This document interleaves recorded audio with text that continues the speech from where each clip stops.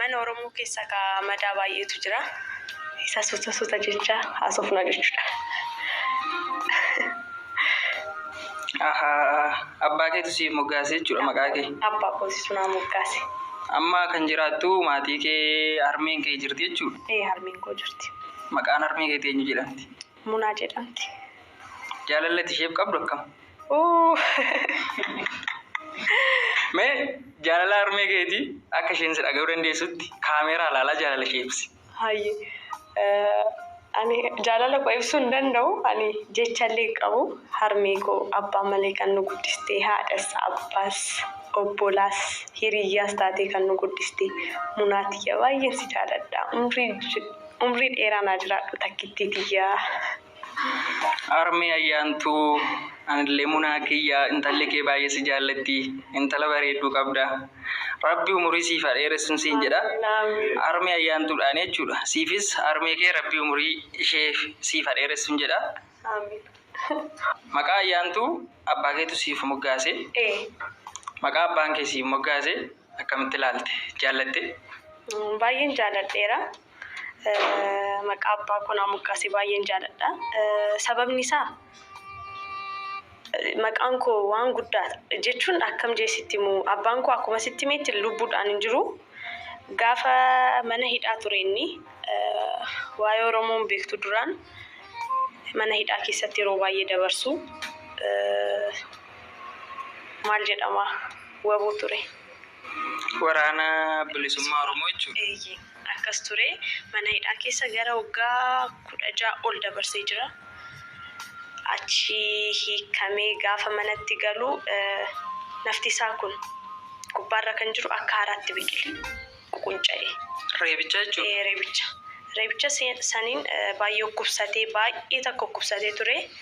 Gaafaan gara haadha koo keessaa ba'u xiqqoo ishee fayyee jechuudha. Achi ayyaantuu jedhee naa baase. Ayyaana qabda, ayyaana qabeettii jedhee naa baase. Abbaa keedhaa mana hidhaadhaa ba'uu fi ayyaantuun dhalachuun tokko jechuudha. Isarratti ka'ee sababa mana hidhaa sana keessaa ba'ee fedhee ayyaana argateera jechuudha. Ayyaantuu jedhee moggaase jechuudha. Ayyaantuu jedhee naa moggaase. Achi boodas ergaan dhaladhe immoo ji'oota xiqqoo booda deebisanii fudhatan. Gara mana hidhaatti deebisanii fudhatanii achi ani osoo waggaa tokkoon guutiin narraa boqate jechuudha. Ati waggaan guunne jechuudha yeroo abbaan kee boqote? Beekuun abbaa koo. Dhalootaan naannoo kam? Dhalootaan naannoo Boqojjiiti. Boqojjii jechuun Arsii gara Arsii Asallaadha. Boqojjiittiin dhaladhe abbaan koo achumatti boqote. Akkasi. Achiin booda erga abbaan kan kee lubbuudhaan darbeen booda haalli jireenya kan keetii maal fakkaata? Harmee kan kee qofa wajjin guddatte maal fakkaata haalli jireenya? Haalli jireenyaa ani daa'iman ture guusan wanta baay'ee yaadachuu baadhullee garuu harmeen haala nu guddistee baay'ee tokko ulfaataadha. Gaafa abbaan koo jiru qananiifannee baay'ee qabeenya nama qabudha. Boqojjii keessatti namni abbaa koo hin beekne hin jiru. Daggafaa daadhii hojjetan namni hin beekne hin jiru. Qabeenya qabna, waa hunda qabna.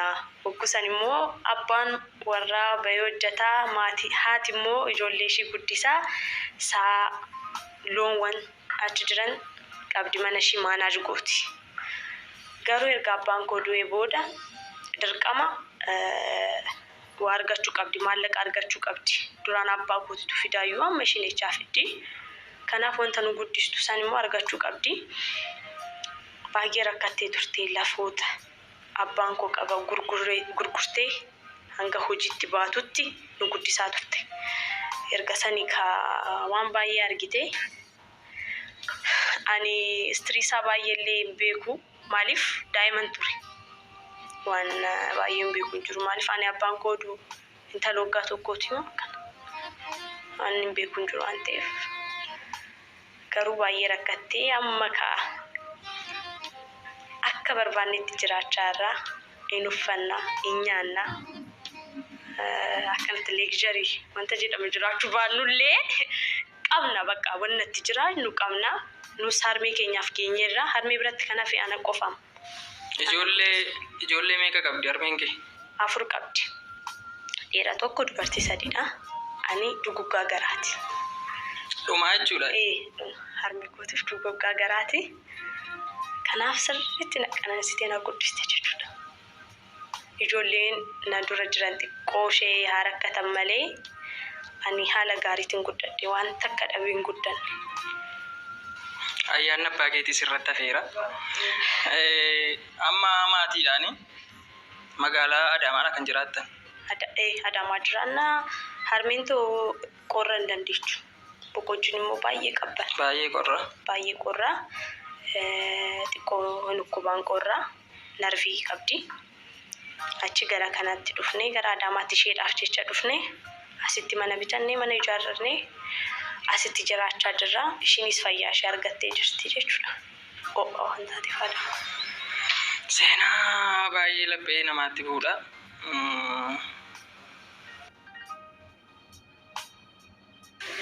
Kanarra bal'isnee haasa'uu qabna turre.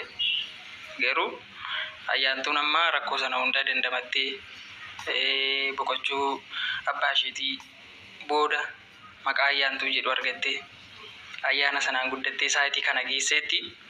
Amma ayyaantuun magaalaa Adaamaadha kan jiraattu. Baratti ayyaantuun akkam barattudha? Barattuu haayiskuuliiti. Kutaa meeqaffaa baratti? Ganaa barattudha. Namni baay'een amma gaafa kutaa kootti jechuudha.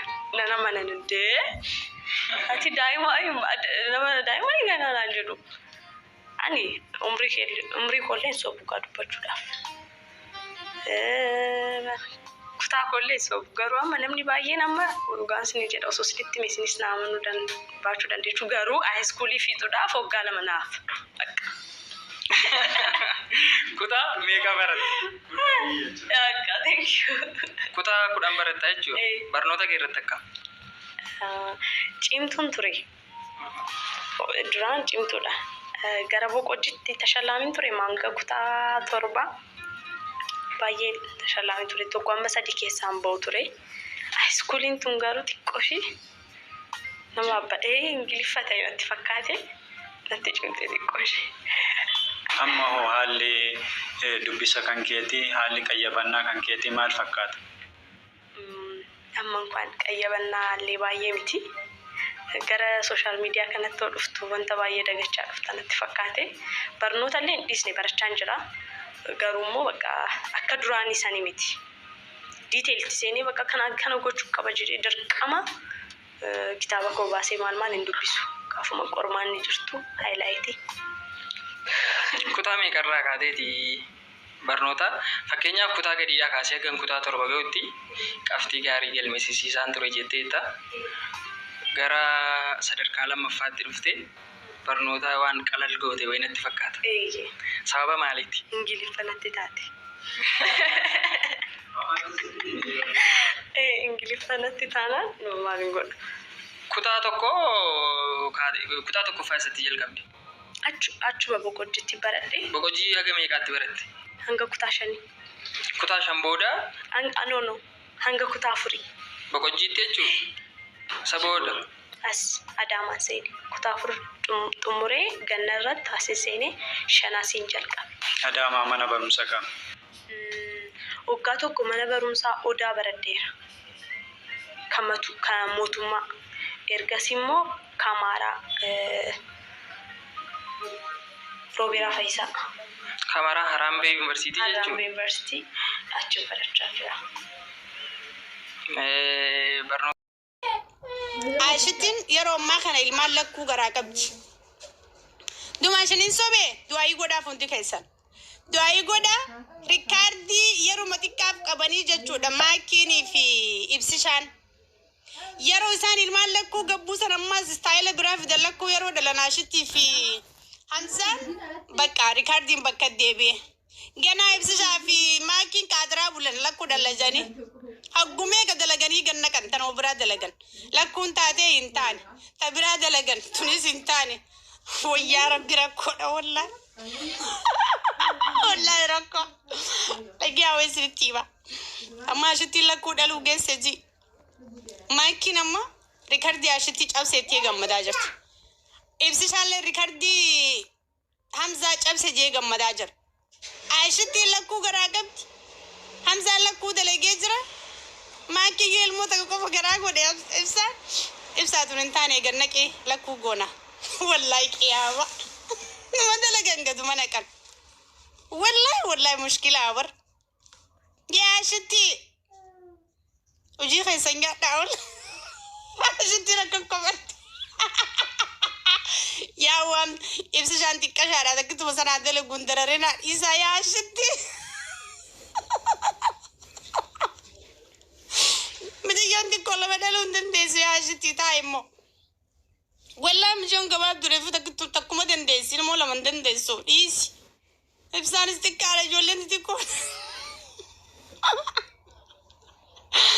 guys family dhugaa harami wallahi ashitti ilmaan dhiiraa lama fidu jirti ashitti wallahi laazim rabbi nagaan siyaa ko ashitti ya wallahi rabbi guyyaa nagaa siyaa go dhageetin siif gammade wallahi dhagee hedduus ni gammade wallahi rabbiin guyyaa nagaa si go dhiira lama dhalu jirti ashitti masri keessatti qooyaa bishaan masri kullakku maleen beeku amaanilleen gaafa kaan afur dhalee bar shan والله عاشتي لما دلتي عرف ما كل المان جهدلت كايروت لكوجا لا إله إلا الله يا بي فرعون جولك يا ما قلت دقيقة سيفو